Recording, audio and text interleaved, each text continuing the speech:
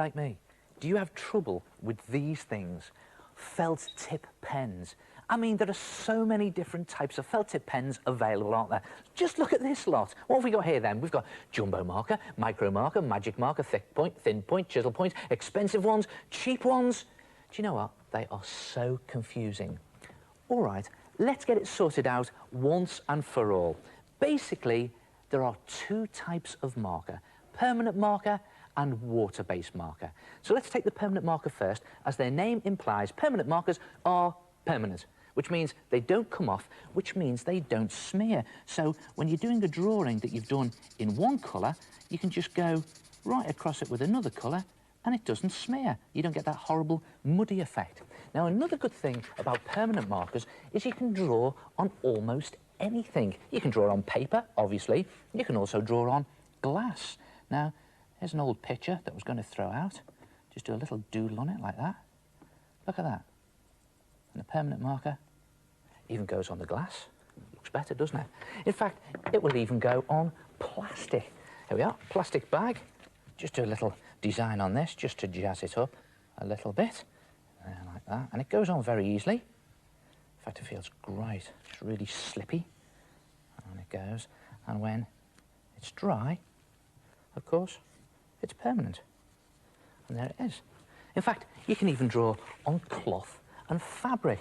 Look at this little design I've done there, the American flag. And in fact, permanent marker is so permanent, it doesn't even come off in water. Watch this. There it is. Drawing I've done there with permanent marker, and it's absolutely fast. Of course, the fact that it doesn't come off in water means that it's difficult to get off your hands and your fingers, and it's almost impossible to get off your clothes. On the other hand, water-based markers are very easy to get off. Now, the good thing about water-based markers is there's lots of different types available. You can get different sizes, lots of different colours, and they do tend to be a lot cheaper. And the good thing about them is you can mix the colours. Now, you can't do this with permanent marker. Look at that, bit of blue, and then on top of it, I'm going to do some yellow, and look at that. It goes to green. Yellow and blue make green.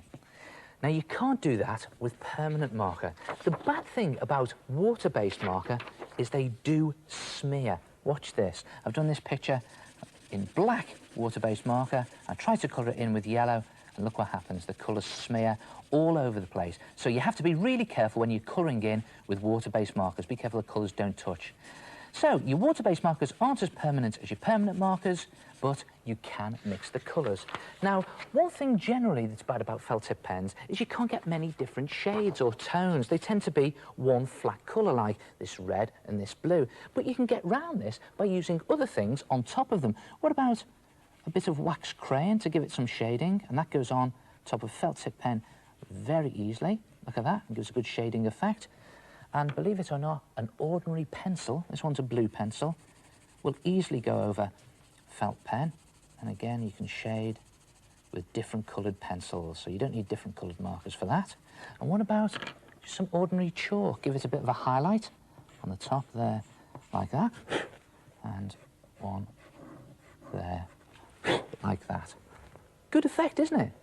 Try it yourself. Experiment with felt tip pens.